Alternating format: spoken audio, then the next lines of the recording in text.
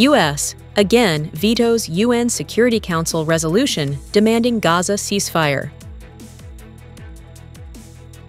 Chairman of the National Assembly Tran holds talks with Speaker of Malaysian House of Representatives.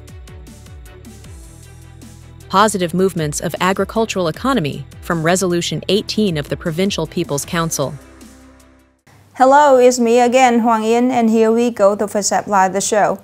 The United States vetoed a draft resolution by United Nations Security Council that would have demanded an immediate, unconditional, and permanent ceasefire in Gaza as Israel expanded its offensive on Gaza City. Clear that this resolution was unacceptable. The resolution drafted by the elected 10 members of the 15-member council would also have demanded the immediate, dignified, and unconditional release of all hostages held by Hamas and other groups. The resolution received 14 votes in favor. It was the sixth time the U.S. had cast a veto in the Security Council over the nearly two-year war between Israel and Palestinian militants Hamas. This move shows that the U.S. continues to protect its ally Israel at the United Nations. Meanwhile, Israel has expanded its military operation in Gaza City, further deepening the suffering of civilians. After the vote, the Palestinian ambassador to the United Nations, Riyad Mansour, said the U.S. veto was deeply regrettable and had prevented the Security Council from playing its rightful role in the face of these atrocities and to protect civilians in the face of genocide. On September 18th, Poland and Ukraine signed a memorandum of understanding on the establishment of working group on unmanned aerial vehicles, or UAVs, marking an important step forward in bilateral defense cooperation.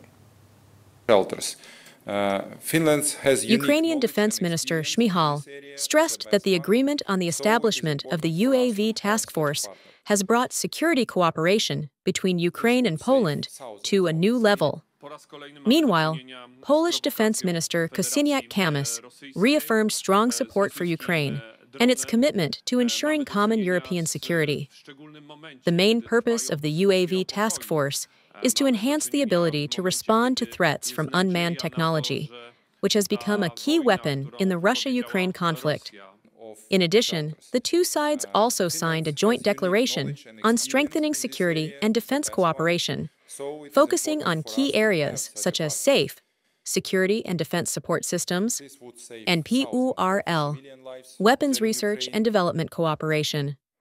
On September 19th, the Speaker of Malaysian House of Representatives of Stun Dr. Johari bin Abdul just hosted a welcoming ceremony for National Assembly Chairman Thanh, who is on an official visit to Malaysia to attend the 46th General Assembly of ASEAN Inter-Parliamentary Assembly. Immediately following the ceremony, the both leaders held talks.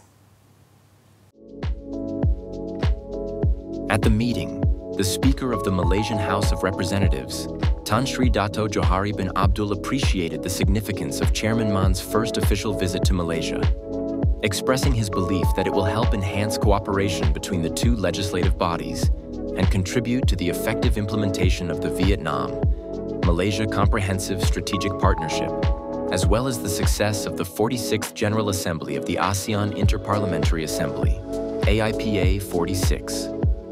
On behalf of the Vietnamese National Assembly and people, Chairman of the National Assembly Tran Thanh Man extended congratulations to the Parliament and people of Malaysia on the occasion of the 68th Independence Day, August 31st, and the 62nd Malaysia Day, September 16th. He highly evaluated Malaysia's role and contributions as the ASEAN Chair and the AIPA 46 President, and affirmed that Vietnam will support Malaysia in successfully assuming these roles. Upcoming are some updated news. Singapore's United Overseas Bank, UOB, has raised its 2025 GDP growth forecast for Vietnam to 7.5% from 6.9%. Vietnam's GDP expanded 7.52% in the first half from a year earlier, marking the quickest January-June pace since 2011. For 2026, UOB maintained its growth forecast at 7%. the robust first-half results were propelled primarily by a 14% year-on-year surge in exports. While tariff pressures remain, United Overseas Bank expects Vietnam's exports to grow about 10% in 2025.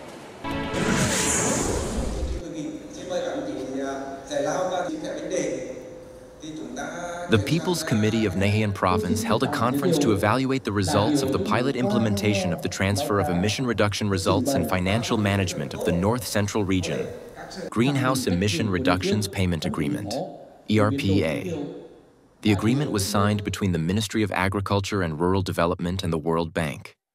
Accordingly, in the period 2018-2025, 6 provinces in the North Central Region, before administrative merger, will transfer 10.3 million tons of CO2, equivalent to a total value of 51.5 million USD.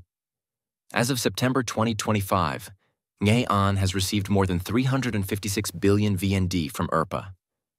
It is expected that by the end of 2025, the province will disburse over 324 billion VND, reaching 91% of total revenue.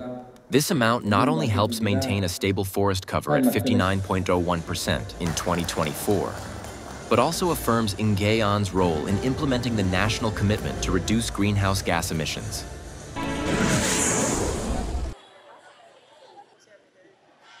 The nationwide campaign Truyen to Quoc Toi, I Love My Fatherland, has created a strong social impact, recording more than 1.1 billion reaches and interactions across digital platforms. On social media, Facebook alone saw more than 621 million reaches and interactions from over 118,000 posts, while TikTok registered 477 million views through 100 creative videos. In total, the campaign exceeded all targets, with 4,157 activities nationwide engaging nearly 650,000 young people and mobilizing 43.7 billion VND in funding. More than 129,500 national flags and 36,300 portraits of President Ho Chi Minh were distributed, far surpassing initial goals.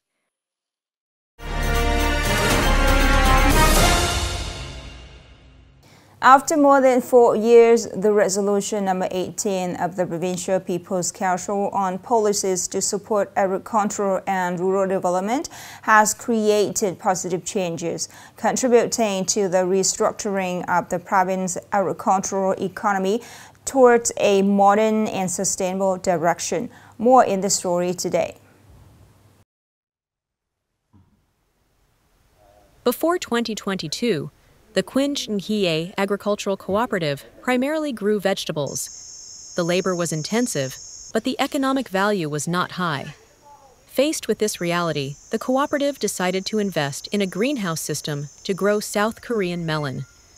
Thanks to high-tech production, the economic value is higher than the old production method. Thanks to Resolution 18, we have been given the strength to produce. With more than 1,000 square meters of this greenhouse, each year we earn 70 million VND after deducting costs. To date, the total resources to implement Resolution 18 of the Provincial People's Council have reached nearly 361.405 billion VND. Thousands of households, individuals, cooperatives, and businesses have accessed and participated in implementing the support policies, contributing significantly to the development of the agricultural economy during the 2021-2025 period. However, alongside the achievements, the implementation of Resolution 18 has revealed some issues, such as the support levels have not kept up with market fluctuations, many new requirements in the context of increasingly developing science and technology have not been regulated, etc. Currently, the agriculture and environment sector is drafting policies for the 2026-2030 period. The sector will propose to add new policies associated with technology application and smart agricultural development to improve investment efficiency. In the period 2026 to 2030, agriculture continues to be identified as the pillar of the economy. To realize this goal, the support policy system is very important to create resources to innovate the growth model, restructure the economy towards modernity, and sustainability. The last story just ended our news today. Thank you so much for your attention. Goodbye for now and see you later.